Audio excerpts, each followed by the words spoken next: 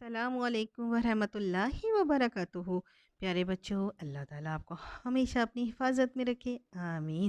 پیارے بچوں، آج میں آپ کو بتاؤں گی کہ نیکی کیا ہے۔ البر حسن الخلق، نیکی اچھی عادت ہے۔ پیارے بچوں، بعض لوگ یہ سمجھتے ہیں کہ نیکی صرف نماز اور روزے کا نام ہے۔ نہیں پیارے بچوں، نیکی اصل میں اچھے اخلاق و عادات کا نام ہے۔